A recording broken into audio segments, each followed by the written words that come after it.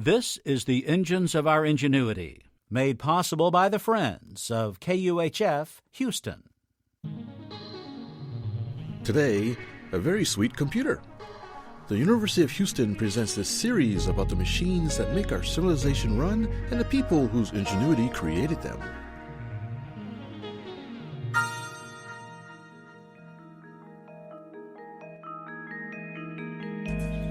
As a child of the 1970s and 80s, I grew up in the early days of the personal computer.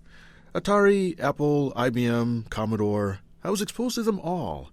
Even lesser-known models like the Tandy Color Computer and Sinclair ZX80 passed through my family's household.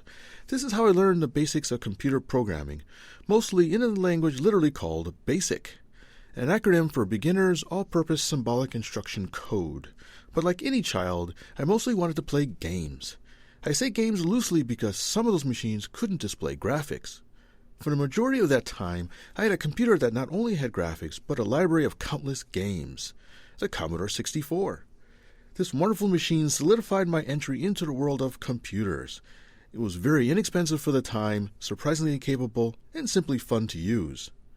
My meager income from part-time jobs was spent on modems, floppy drives, and various other peripherals for this nearly ubiquitous machine.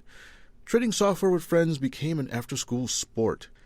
So it's no wonder the Commodore 64 became the best-selling computer in history at over 12 million units sold. Our British cousins had their own equivalent computer called the BBC Micro. English schools were filled with this venerable machine, which led to the computer being popular in many homes throughout the UK. While a commercial success, its origins were that of a simple, inexpensive machine suitable for teaching children about computers and programming. Eventually, computers became more sophisticated and no longer the toys of tinkerers, more like appliances and less the playthings of hobbyists. This did not go unnoticed by Mr. Eben Upton and several others at the University of Cambridge in England. Upton remembered the simple microcomputers of his childhood and wanted to create a modern version in the spirit of the BBC Micro and Commodore 64. He set forth to design and manufacture a small computer that would be perfectly suitable for teaching the basics of computer architecture and programming. It would also have an unprecedented flexibility to interact with the real world, something compact and, most importantly, cheap. Extremely cheap. A tinkerer's dream for the new 21st century. It would also have the most whimsical yet distinctive name, the Raspberry Pi. This little computer, about the size of a deck of playing cards, has the computing power of a 90s-era personal computer, but runs on a free operating system called Linux.